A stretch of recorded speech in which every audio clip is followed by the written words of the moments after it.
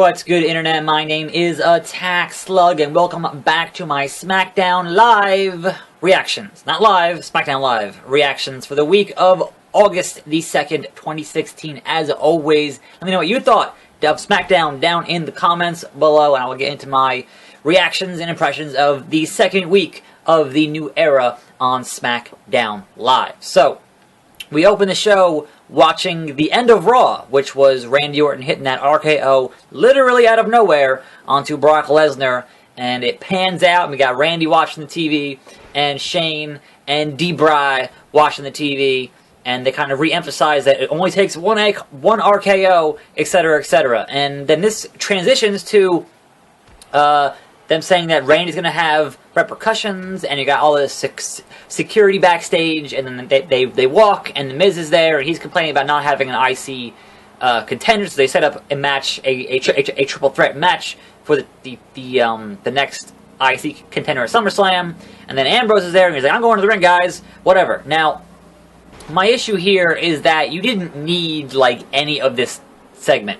You didn't need to see Shane and Daniel Bryan yet again on a show where they keep saying, okay, the show is going to be about the superstars and opportunities and not the management. Everything you did here could have been accomplished during the rest of the show. You didn't need this opening segment.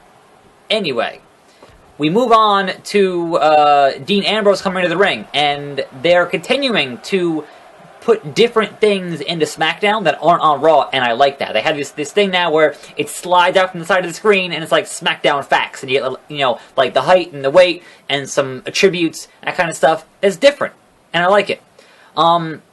So you got Ambrose here doing his spiel. Out comes the #1 contender Dolph Ziggler doing his spiel.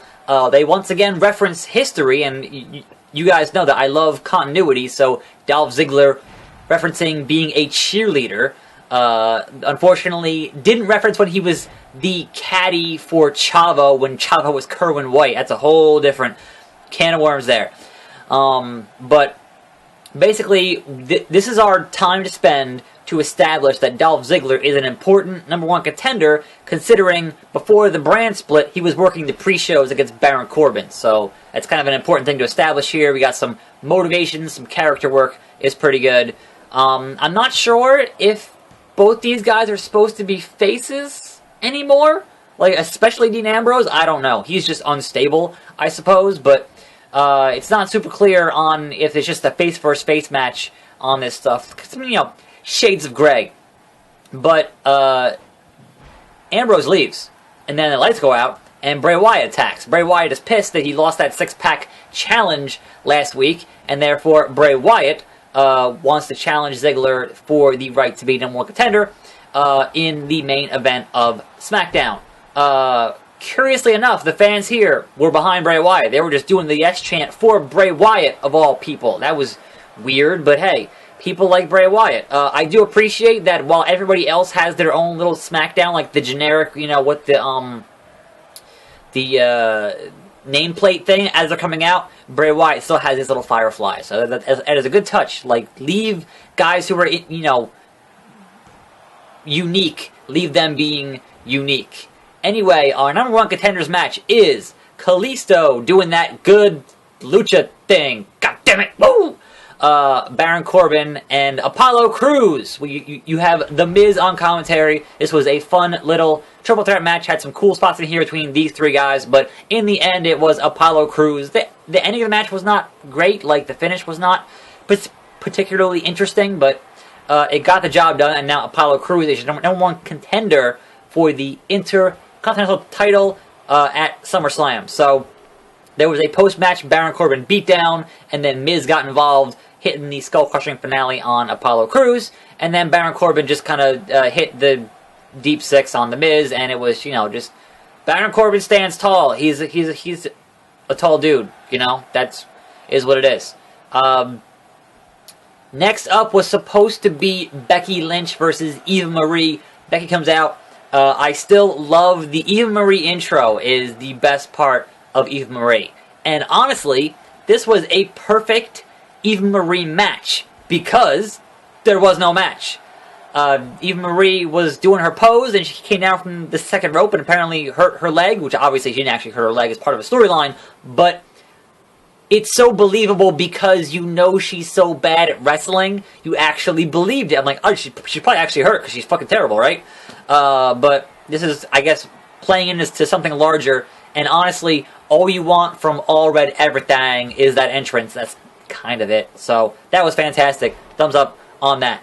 Anyway, we go to the interview booth, which again is something else that SmackDown is doing that is different than Raw. Instead of having the in-ring interviews or the post-match, pre-match, in the ring or up by the commentary table, they have them in their own little set, and I don't know where that set is. It sounded like it was somewhere near the audience, but so I'm assuming it's kind of built like their pay-per-view pre-show set is built. It just has like a wall behind them. And we have Carmella talking about her debut or something, and then out comes Natalya, who is, of course, my uncle, Bret Hart, blah, blah, blah. And they're going to set up a match for it later on tonight. Anyway, next up is the debut of American Alpha. They are fighting the Villains. They had a strong showing here, did some cool stuff, and it was a fun little tag match, although obviously we still have no tag team titles on SmackDown, so kind of what is the point of having a tag division on SmackDown? I've heard they're going to get there. They're going to introduce tag titles and a women's title for SmackDown, but it's not there yet. So, as of right now, what's the point? Anyway, kind of the anchor of this show was this AJ Styles and John Cena promo. They came out and went back and forth for a while. It was some real good stuff in here, some real good character work in here. I especially enjoyed AJ Styles kind of making fun of Nashville and being like, and I would know, because, Dixie Carter and TNA, Nashville. Good stuff. Thumbs up on that. John Cena, in what I'm only going to assume is a rare botch, talked about honor, loyalty, and respect. And I'm like, well, where's the hustle? Hustle. Is hustle... You forgot your own catchphrase and put it in the wrong word there? I don't know. That seemed weird to me.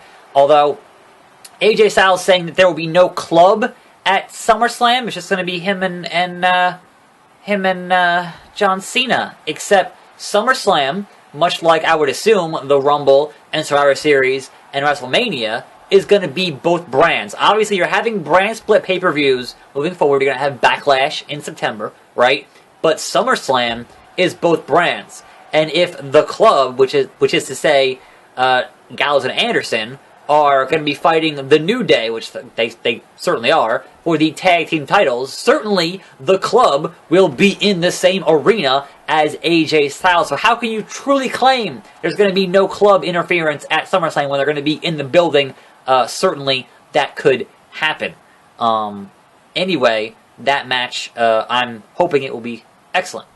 Anyway, we're following up on this ongoing thing where Randy Orton made fun of Fandango during the Battleground interview with Chris Jericho, because Chris Jericho fought Fandango in his debut at Mania and lost. And so we finally have Fandango versus Randy Orton, and kind of... He got in more offense than I would have expected him to, considering, how much higher on the card Randy Orton is. And at this point, Fandango is a, tag team guy with Tyler Breeze, who was ringside and also took a power slam for some reason. I don't know. Anyway, the crux of this whole match is Brock Lesnar and the Brock Lesnar interference as a repercussion from what happened on Raw. And as I said at the opening, you didn't need Randy and Bryan and Shane doing that stuff in the opening. All you had to do was have Randy Orton come out, show the security all around ringside, and explain the security were there to keep Brock Lesnar from attacking Randy Orton. You didn't need a whole opening segment to explain that. I understand that they think most of their audience is stupid, but come on, you don't need to beat us over the head with this stuff. It's not that hard. Anyway, as you would expect, Randy Orton, A, hits the RKO on Fandango, and B, in comes Brock Lesnar. Obviously, security is not going to stop Brock Lesnar. He's the beast, hits the F5, out comes like 8,000 more referees, and Shane and Bray, and get him out of here. He's like, yep, I'm good. I did my job. I got paid six figures to come here, hit one move, and then leave. That's Brock Lesnar. So in a good bit of storytelling here, after Brock leaves and they cut back to Daniel Bryan backstage on the phone, who is backstage except for Heath Slater, baby? No more 2MB because Jinder Mahal is a Raw guy now. And they do a good bit of storytelling here, saying that, well, obviously Heath Slater was able to sneak into the building because all of the security, all of them, they were all busy with Brock Lesnar.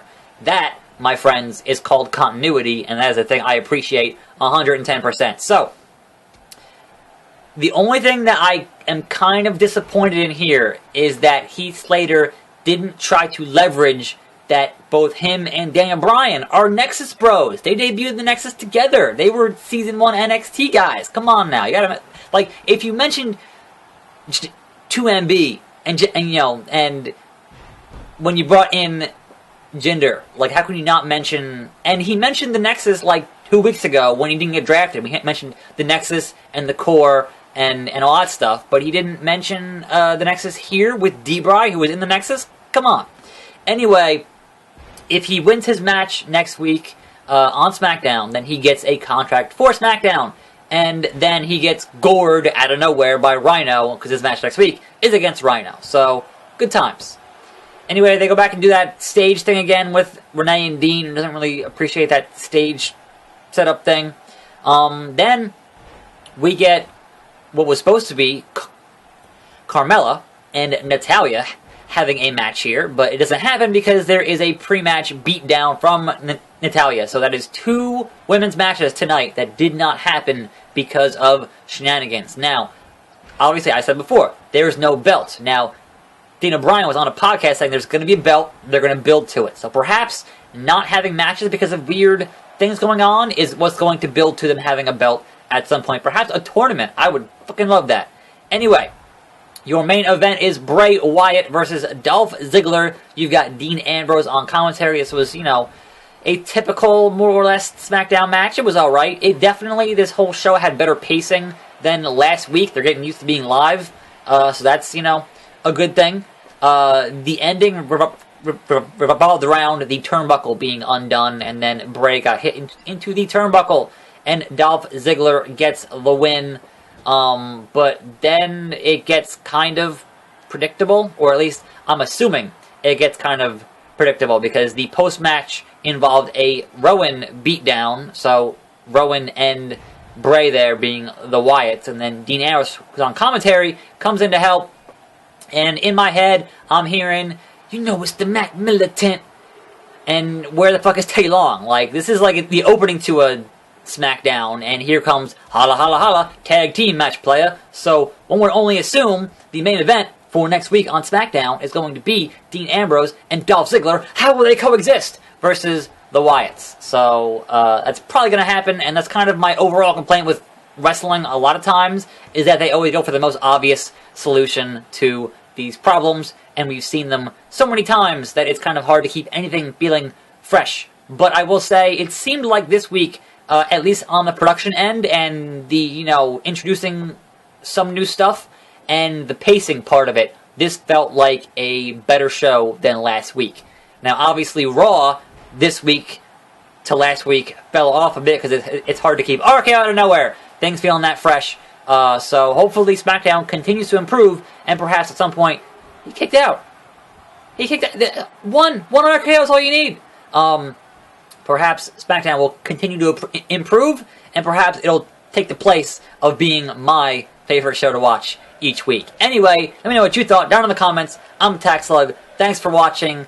I get the feeling at SummerSlam we're going to see more than one RKO. They keep saying 1-1-1, and I keep... like, they're going to have Brock be the Beast and kick out and have the announcers be, just incredulous. Even though, how many RKOs has John Cena kicked out of in his career? So many. So many. Anyway, thanks for watching. See you next time. More videos every day. I'm attackslug, and I'm out!